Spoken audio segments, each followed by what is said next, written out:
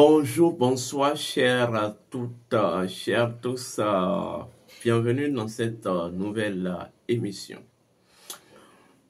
Aujourd'hui, nous allons aborder une thématique. Oui, il y a tellement de suspicions, tellement de beaucoup de choses qui se racontent sur cette thématique que je suis obligé de l'aborder. Oui. Sincèrement, je l'aborde en tant que celui qui connaît, qui maîtrise le mécanisme, en fait, par laquelle il y a construction d'énergie d'incarnation et ensuite déconstruction d'énergie d'incarnation. En fait, je l'aborde en ma qualité de Zonas. Oui, en ma qualité de Zonas. Pas que j'utilise ces titres pour me flatter, mais en fait pour véritablement aborder ce thème, rentrer dans la profondeur de la thème et en sortir la quintessence, il faut avoir fréquenté, côtoyé certains niveaux de connaissance. Oui. Pas ne serait-ce qu'une seule fois, mais en termes d'expérience avérée. Aujourd'hui, nous allons parler de la réincarnation humaine. Le code caché de la réincarnation humaine. Cheminement et processus. En fait, vous entendez souvent, beaucoup se disent, pour se réincarner lorsque on meurt, le lendemain ou le même jour, lorsqu'on est en train d'enterrer l'individu se réincarne ailleurs. Or, pour une réincarnation doit être équivalent à ce que la personne était dans sa vie passée. Il y a tellement de bêtises qui se racontent. C'est là que vous vous rendez compte du niveau de myopisme spirituel des humains. Quand on vous dit souvent d'aller à l'école de la connaissance, vous pensez que oui, qu'on a besoin que nos écoles soient remplies de monde. Mais quand je vois les commentaires sur ces débats, cela prouve combien de fois les gens ont problème du syndrome, du syndrome du psychique ou syndrome en fait psychique et identitaire. Alors, avant de commencer, je tiens à vous rappeler vos devoirs. Vos devoirs, c'est de vous abonner. Vos devoirs, c'est de liker la vidéo. Vos devoirs, c'est de partager la vidéo. Alors, pour commencer, c'est quoi un être humain? Et quelle est la différence entre un être humain et un humain? Je l'ai tellement expliqué, mais je suis obligé de répéter, de revenir là-dessus. Pour que, en fait, nous atteignions correctement l'objectif visé en faisant ou en présentant, en vous donnant cette capsule. Je vais vous dire la vérité, ça fait partie des plus beaux cadeaux. Cette capsule fait partie des plus beaux cadeaux que l'univers puisse vous offrir dans votre existence actuelle. Vous voyez? Parce que c'est ce que vous savez lorsque vous existez. C'est cette chose-là que vous pouvez utiliser après la mort. Bien. En vérité, pour comprendre la symbolique de ce que c'est que l'être humain, ou en fait la métaphysique de ce que c'est que l'être humain, retournons dans les légendes de l'Égypte antique. Surtout la légende associée au dieu Chou. Il était dit dans les livres que le dieu Chou, le livre de la mort des Égyptiens, lorsqu'il a été sacrifié, son sang, ils ont pris les dieux, ont pris son sang pour mélanger à de l'argile. Et lorsqu'il fut mélangé à l'argile, c'est ça qui est devenu plus tard un être humain. Et les bras de Chou furent croisés dans le ciel pour former ce que c'est que la Eka. Oui, oui. En fait, cette légende vient ressortir véritablement la quintessence de ce que c'est que l'être humain. Bien. Nous sommes dans une réalité dont toutes les choses qui s'y trouvent dans une version infinie. Nous sommes dans une réalité au sein de laquelle la dite réalité n'est qu'une infinitude d'elle-même. Nous sommes dans une réalité où les seules limites que dispose, l'unique limite que dispose cette réalité, c'est que cette réalité n'a jamais eu de limite. Nous sommes dans une réalité où, en fait, la seule vérité est que cette réalité n'a jamais existé. Et en fait, c'est son inexistence qui représente même son existence. Oui, c'est son inexistence qui représente son existence. Je vais expliquer. Cette réalité-là, les anciens l'appelaient le Nun. Oui, le Nun. Ce que j'ai coutume de vous appeler au signe de vie ou l'englobant tout. Vous savez, pour nommer quelque chose, voilà pourquoi, en fait, dans la tradition kémète, nous n'avons jamais, les anciens n'ont jamais voulu nommer Dieu. Mais ils ont toujours voulu symboliser la nature de Dieu. Et le Nun est une symbolique de la nature de Dieu. Ce n'est pas un nom attribué à Dieu, non. Parce qu'en fait, la métaphysique dit quoi? La métaphysique dit nommer une chose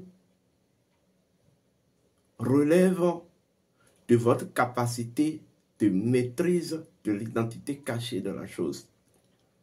À partir du moment où vous dites que vous pouvez nommer quelque chose, ça veut dire que vous maîtrisez déjà la capacité identitaire. En fait, vous maîtrisez, vous avez une capacité de maîtrise de l'identité cachée de la chose.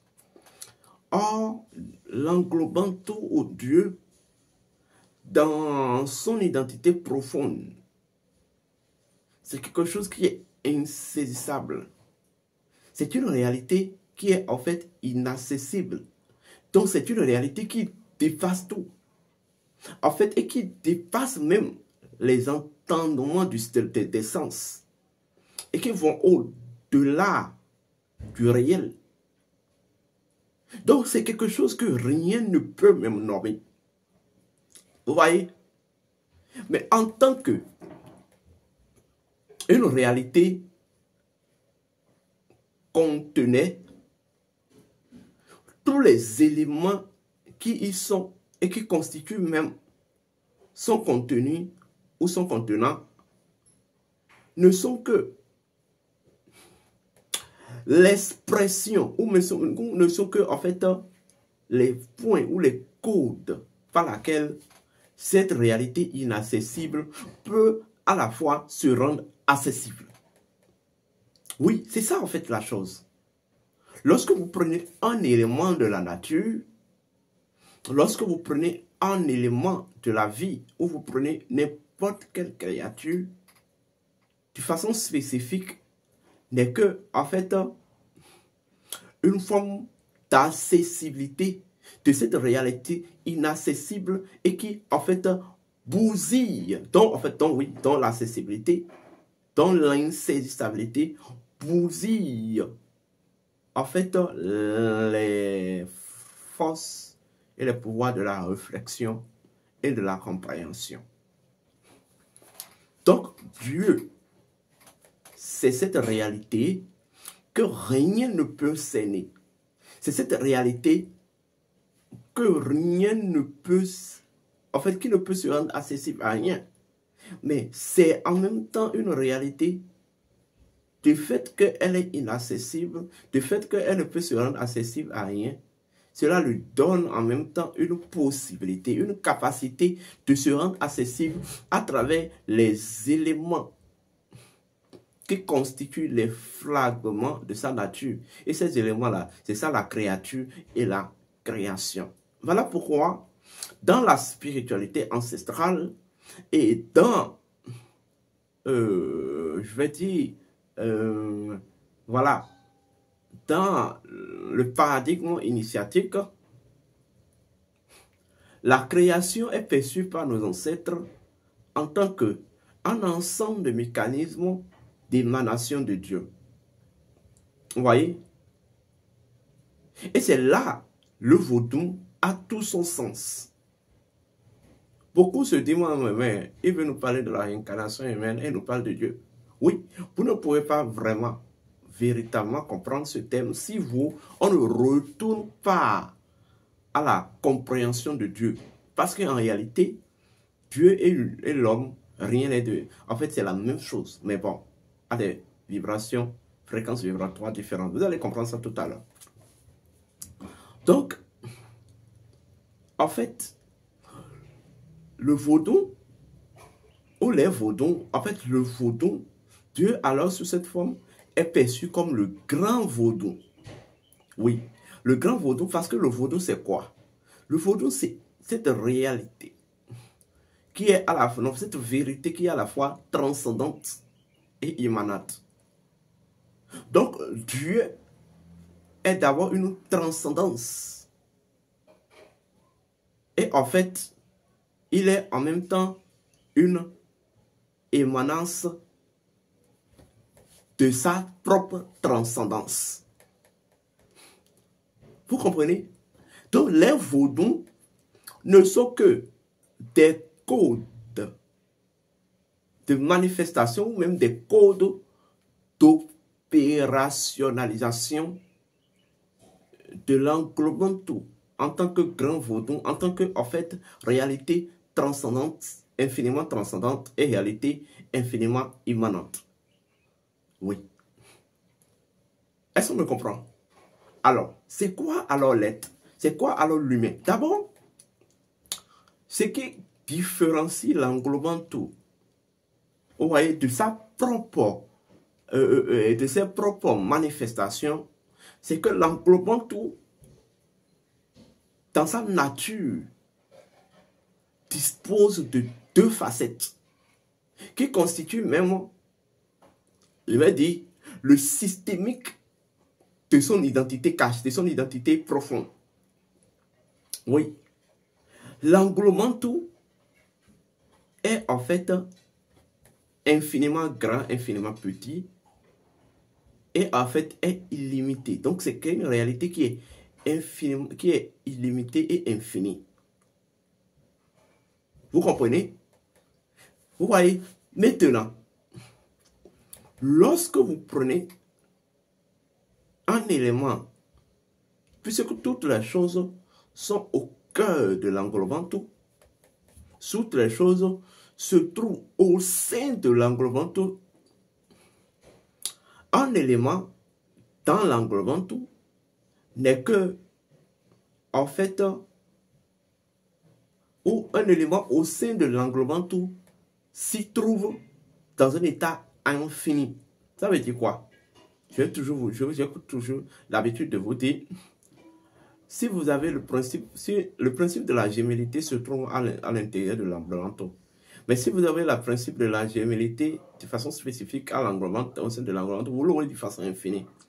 Et donc, la forme spécifique, cette forme, les formes représentatives du principe de la gémellité, ces formes que vous avez devant vous, ces formes-là, lorsque vous allez les retrouver au sein de l'englobant tout, vous allez les retrouver dans un état infini, de la sorte qu'on ne peut même pas finir de compter. Il n'y a aucune unité de mesure qui peut parvenir à quantifier cette infinité, cette quantité d'infinité. C'est là se trouve même la magie. C'est là même le truc devient waouh. Maintenant, alors, c'est quoi alors un homme grand H? L'homme, c'est tout simplement cette réalité qui constitue la synthèse, qui est en fait la synthèse essentielle et substantielle de l'englobant tout. Dans toutes ces deux facettes identitaires. Ça veut dire quoi? L'homme est parvenu à en fait constituer la synthèse de l'englobant tout en tant que une réalité à la fois infinie et à la fois illimitée. J'espère que c'est clair. J'espère que vous me comprenez. Oui, c'est ça. Et ça, c'est me voyez. Maintenant, l'homme dispose. En fait, l'homme est en réalité un sanctuaire à l'intelligence même de l'englobant tout. De la sorte que l'englobant tout, pour exercer même la magie de son intelligence, c'est l'homme qui devient l'ultime réceptacle. En fait, si vous comprenez ce que vous êtes en tant qu'homme, en fait, vous ne pouvez vous prosterner devant aucun Dieu. Donc, sous cet angle, l'homme est livré au monde de la matière, aux péripéties de la matière, afin de venir travailler pour récupérer de façon conscientielle la mémoire de qui il est véritablement. D'où la loi de la réincarnation. Oui, d'où la loi de la réincarnation. Alors, l'homme disposant de la même nature que Dieu, en fait, dans son processus de manifestation, dans son processus d'expérimentalisation ou dans son processus d'expérience, est obligé de subir les mêmes processus que Dieu, les dix processus qui ont permis à Dieu de s'émaner, vous voyez, dans la création. Puisque la création est une émanation de Dieu. Jusque-là, c'est toujours clair. Vous voyez? Maintenant, le truc c'est quoi? Sauf que Dieu, en fait, ne peut pas absolument, de façon absolue, prendre corps, une chair, comme l'homme. Donc l'homme devient en fait la vitrine. L'homme en tant qu'âme, esprit, corps, suivez-moi bien, l'homme en tant qu'âme, esprit, corps devient la vitrine par laquelle Dieu, en tant qu'une intelligence absolue, peut en fait se circonscrire dans une mémoire en fait factuelle. Parce que, en fait, c'est quoi la métaphysique du corps et de la chair? La chair, en fait, représente la mémoire. Oui. La chair représente la mémoire. C'est ça, en fait. Donc, en fait, plus il y a d'hommes, plus il y a des spécimens de densification de l'intelligence absolue de Dieu. Donc, 7 milliards d'hommes ou 8 milliards d'hommes est égal à 8 milliards, vous voyez, de spécimens. Vous voyez, d'apprivoisement de l'énergie, de l'intelligence absolue de Dieu. C'est là, c'est magnifique. Vous comprenez? Alors, donc, lorsque vous prenez la légende selon laquelle les dieux ont dû mélanger le sang du dieu Chou, en fait, à l'agile pour créer l'être humain. D'abord, comprenez d'abord le principe premier du dieu Chou. Le dieu Chou, en fait, est le principe même de l'expansion de Dieu. Ou autrement dit, la faculté ou la capacité intrinsèque de Dieu ou de cette réalité absolue à s'expanser à elle-même. Est-ce qu'on me comprend? Donc, l'homme n'est qu'une expansion de Dieu. Donc, 8 milliards d'hommes, c'est 8 milliards d'expansion de Dieu. Est-ce qu'on me comprend? Là, c'est clair. Maintenant, quand on parle de l'agile, l'agile symbolise la mémoire. Oui, la mémoire primordiale ou la mémoire archaïque. Oui, la mémoire. Vous comprenez? Le sang va représenter maintenant l'intelligence de Dieu ou l'intelligence de la réalité première entière. Vous comprenez? Et en fait, c'est le mélange de la mémoire primordiale à l'intelligence première entière. C'est ça qui génère maintenant ce qu'on va appeler la nature de l'humain ou la nature de l'être humain. Vous me comprenez? Alors, l'être humain, à son tour,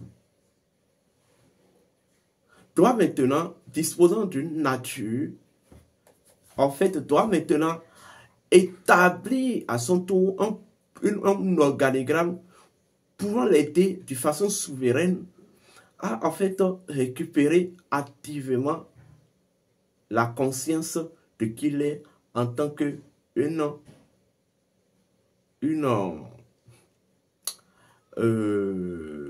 expansion de Dieu ou une expansion de la réalité première entière. Donc, la réincarnation est tout simplement le cycle de l'âme, ou autrement dit, la psychologie, le cycle, puisque chaque chose dispose, chaque nature dispose de sa psychologie, d'un cycle opérationnel. Donc, l'existence ou la réincarnation, c'est tout simplement le cycle opérationnel de la nature de l'être. Mais au-delà de ça, la réincarnation est une fréquence psychologique. L'humain dispose d'un autre cycle intégral qu'on appelle la vie. Et la vie, alors, sous cette forme, à travers l'humain, ou à travers l'être humain, la nature de l'être humain, c'est une matrice. Oui, je ne parle pas de l'océan de vie, je parle de la vie. C'est une matrice composée d'un ensemble de fréquences psychologiques que vous allez appeler des existences, qui doit constituer des passerelles par laquelle l'humain fera en fait l'expérience du temps et de l'espace afin de perfectionner sa véritable nature ou qu'il a été toujours de par essence. Dites-moi si on vous l'a expliqué sous cette forme une fois. Vous allez dire non. Si vous allez être honnête avec vous-même. Maintenant,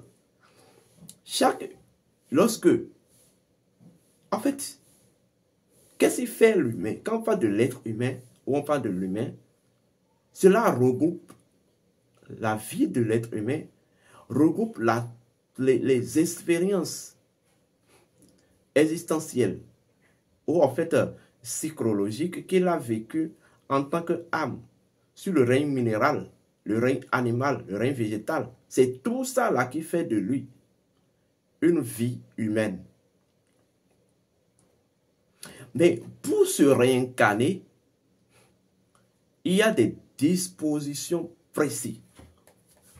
En fait, pour que une âme ou un être spirituel immortel ait la possibilité d'avoir un corps, il faut essentiellement que les quatre éléments à travers leur entité se réunissent.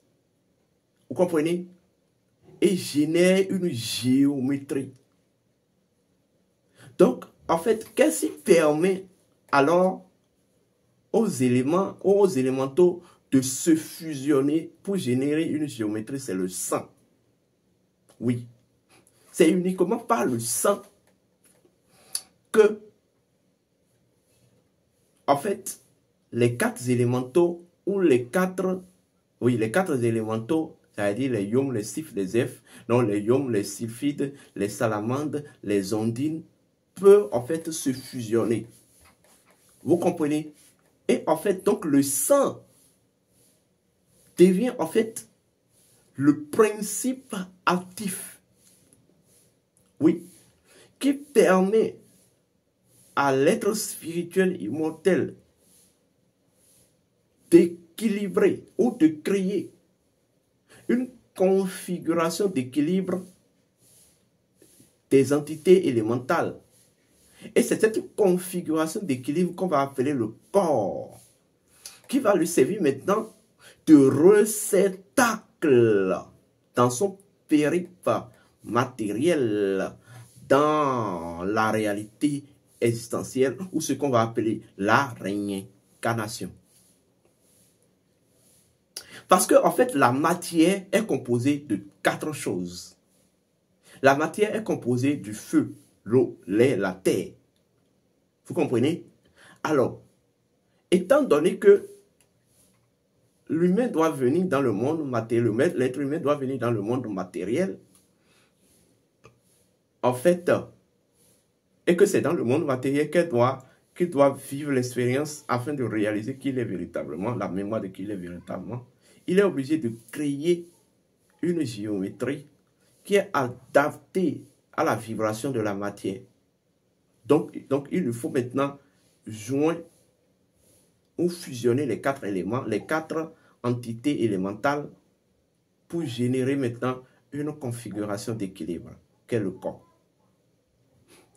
Donc, lorsque le corps que vous avez n'est qu'un don élémental, c'est vrai, c'est un véhicule, mais c'est un don élémental qui est configuré en fonction des à-propos, en fonction du taux vibratoire de l'individu dans sa vie antérieure et de la relation qu'il avait avec les éléments de la nature, les 4 éléments.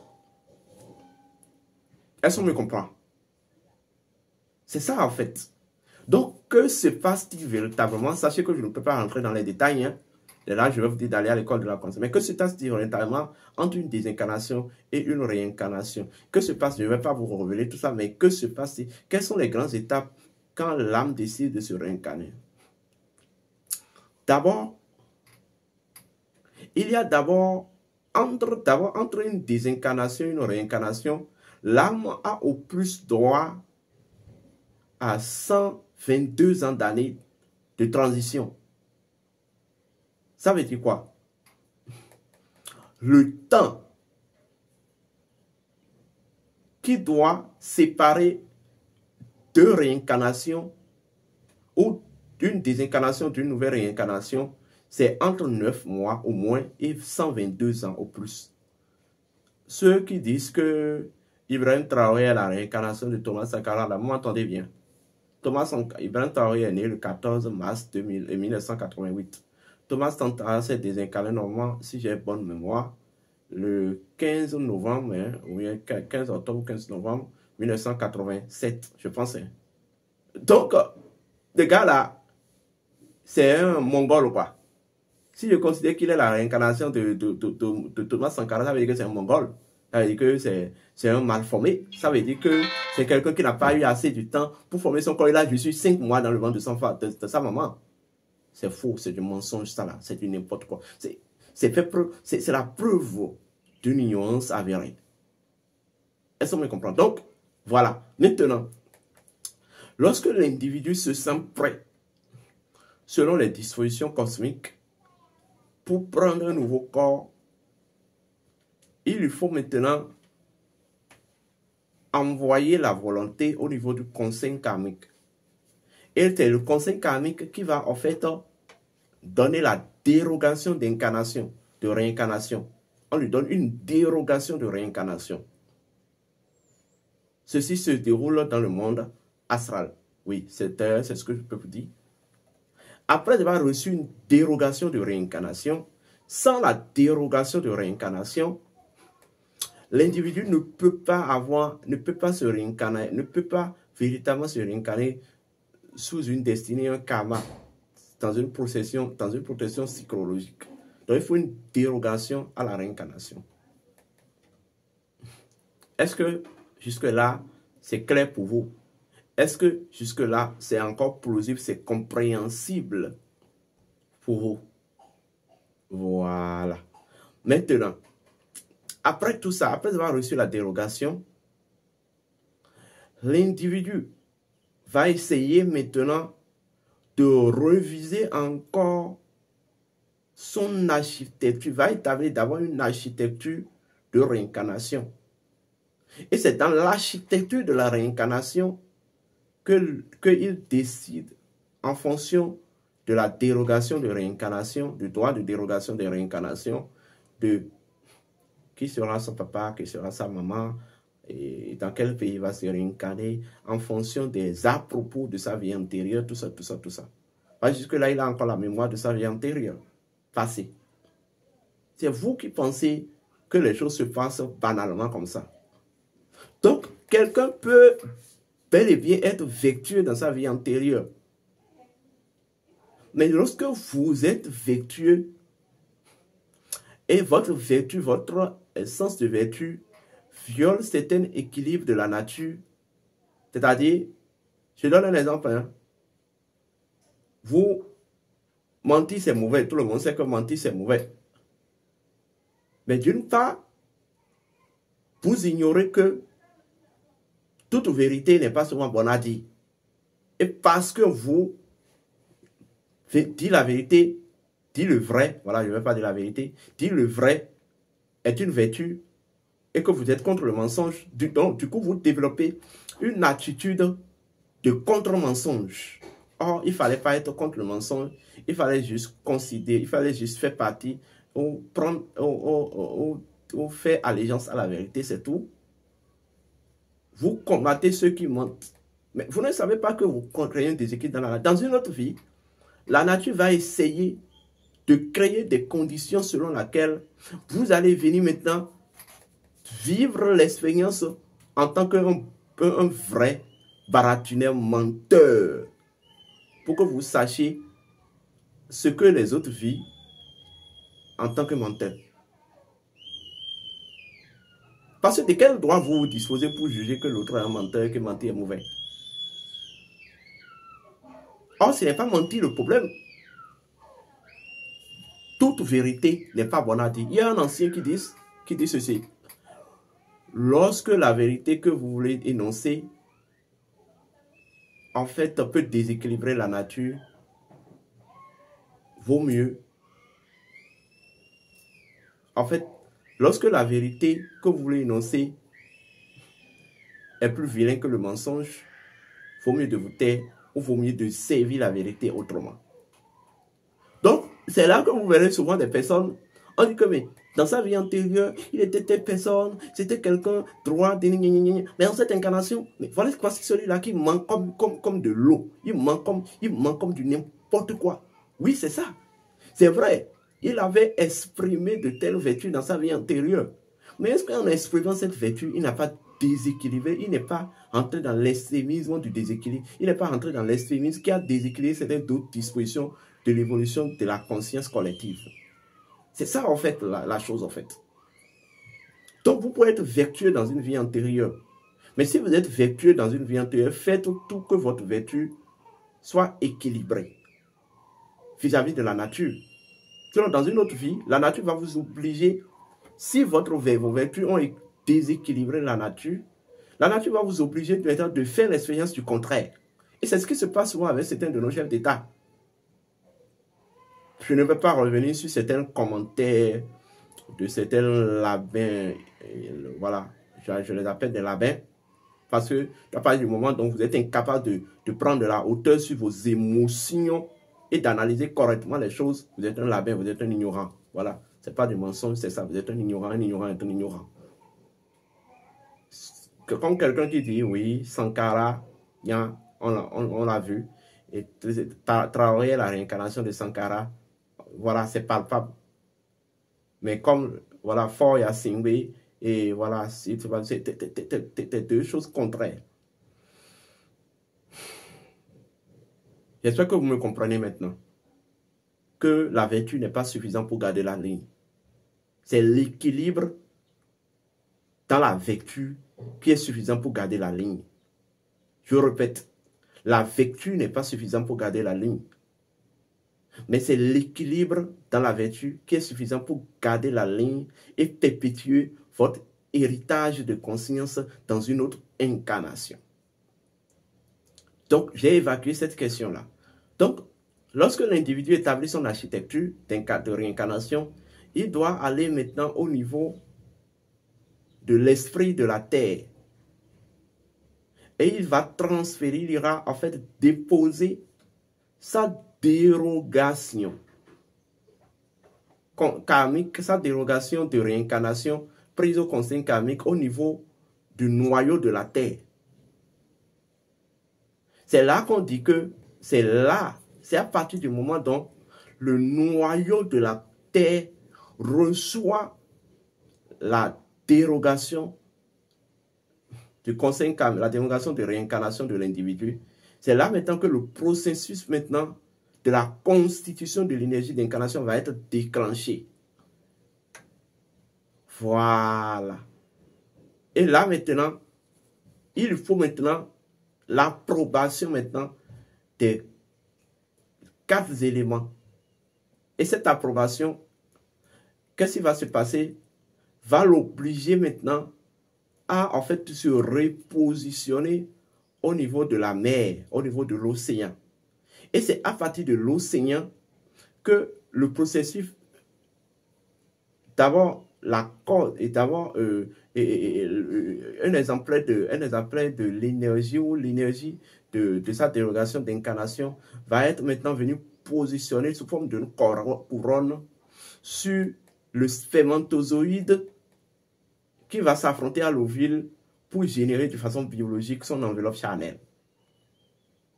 Donc, le spermatozoïde qui est choisi pour s'affronter à l'ovule, féconder à l'ovule pour générer l'enveloppe charnelle d'une âme qui veut s'incarner, ça se voit, ça se sait. Lorsque vous savez faire certains métiers, vous pouvez savoir. Parce que lui dispose d'une enveloppe, d'une couronne sur la tête, qui est en fait l'énergie de la dérogation de réincarnation de l'âme. Donc, le processus est déclenché comme ça.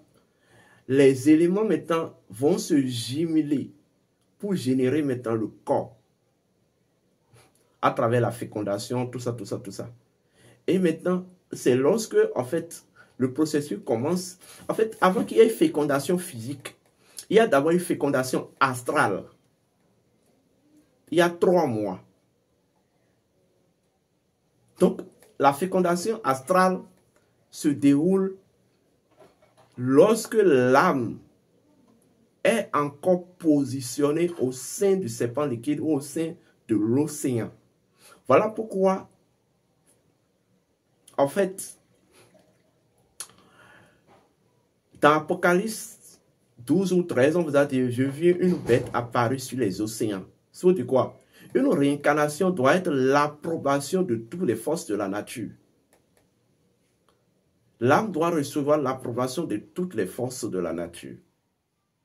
Donc, lorsqu'il y a fécondation astrale, 3 mois après, l'âme descend maintenant dans la dimension physique du monde physique. Bon, pas la dimension physique, mais la dimension subtile du monde physique. Là, il va commencer par rôder autour du corps, jusqu'à la fécondation physique. Et il sera là en train de rôder juste autour du corps. Vous comprenez? Jusqu'au niveau où il y aura naissance. Et c'est à la naissance que l'âme va se connecter maintenant au corps. L'âme ne possède pas le corps, l'âme se connecte au corps. Voici un peu le processus de ce que je peux vous dire. Parce que là, je ne peux pas tout dévoiler ici. Donc, ce que je vais aussi vous dire, lorsque l'individu se désincarne dans des mauvaises conditions, ou lorsque l'individu s'est désincarné et vous n'avez pas correctement fait son accompagnement, ou au cours du moment où il doit transférer, récupérer toutes ces données essentielles, transférer sur un disque, ou bien enregistrer ça sur un disque pour transférer à l'atome gemme, c'est-à-dire son corps éthérique. Lorsque vous commencez à pleurer, vous commencez à manger, vous commencez à faire de n'importe quoi, ça brouille ce processus-là. Et une fois que ce processus qui se déroule entre l'instant de désincarnation et son 12 heures est brouillé, eh bien oui, l'individu ne pourra plus faire ça. Donc l'individu l'âme va commencer par errer. L'âme ne va plus évoluer, l'âme va errer. L'âme va errer. Vous comprenez? L'âme va suffisamment errer. Et lorsque l'âme finit d'errer correctement, il est obligé d'évoluer. Donc, il va essayer de guetter deux jeunes idiots qui sont en train de... Deux garçons, un homme et une femme idiotes, qui sont en train de vouloir jouer et qui ont fait la chose dans certaines conditions bizarres. Et ça a donné comme ça. Il essaye de récupérer juste ce corps-là. Et va incarner ce corps à la naissance juste pour essayer de récupérer les données de sa vie antérieure. Et c'est là où vous allez souvent les morts-nés ou les enfants qui naissent ou 3 ans, 4 ans, 5 ans ou 7 ans, après ils se désincarnent. Donc ça veut dire, on appelle ça les enfants sans destin. Ils ne sont pas venus avec un destin. Ils ne sont pas venus avec un destin. Vous comprenez? Pour venir avec un destin, il faudrait suivre ce processus. C'est ceux qui ont la chance de retourner encore dans le monde astral et qui n'ont pas erré. C'est ces âmes qui viennent avec destin. Donc pour venir avec destin, il vous faut avoir une dérogation de réincarnation au sein du conseil karmique. C'est ça en fait la chose. Et c'est là où vous allez vous rendre compte souvent que il y a des âmes qui peuvent se réincarner et vous allez constater que c'est exactement telle personne qu'il était dans sa vie antérieure, de par ses caractères et tout. Parce que d'une part, peut-être, en fait, il n'a pas eu droit à une dérogation karmique, une dérogation du conseil karmique à la réincarnation. Et il s'est juste réincarné juste pour récupérer cette donnée de vie antérieure pour la transférer à l'atome gène. Donc là, maintenant, l'individu doit quoi? En fait, conserver les traits caractériels de qui il était dans sa vie antérieure. Vous comprenez? Mais dans d'autres cas, si l'individu a suivi le processus qu'il faut, était un initié d'un certain niveau, en se réincarnant, il peut se réincarner avec les traits tangibles de qui il était et en fait de son accomplissement spirituel.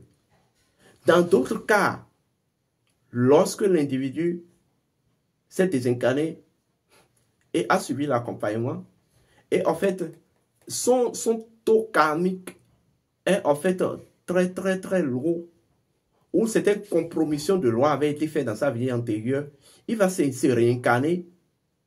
Peut-être il a, oui, sous dérogation, hein, mais il sera totalement le contraire de qui il a été dans sa vie antérieure. Vous m'entendez bien? Il y aura des chefs d'État qui vont se réincarner. Il y a des gens qui sont chefs d'État aujourd'hui, mais dans leur nouvelle vie, mais ils vont se réincarner en tant que des personnes dans une famille dans une famille isolée et assujettie à toutes les formes de souffrance et misère. Quand on va vous dire peut-être que celui-ci, il a été un chef d'État dans sa vie antérieure, vous allez dire, mais c'est pas la même chose, c'est totalement différent. Voilà. Si vous avez envie de connaître qui vous avez été dans votre vie antérieure, où vous étiez resté, quelle a été votre mission dans votre vie antérieure, quels étaient les grands événements de votre vie antérieure, en quoi cette incarnation actuelle est la résultante de votre vie antérieure, nous vous proposons le service d'équation d'incarnation qui est à 21 500 francs. Vous nous contactez au 00 229 01 66 26 34 56 00 229 01 68 53 96 60. D'ici là, portez-vous bien et que les bénédictions soient.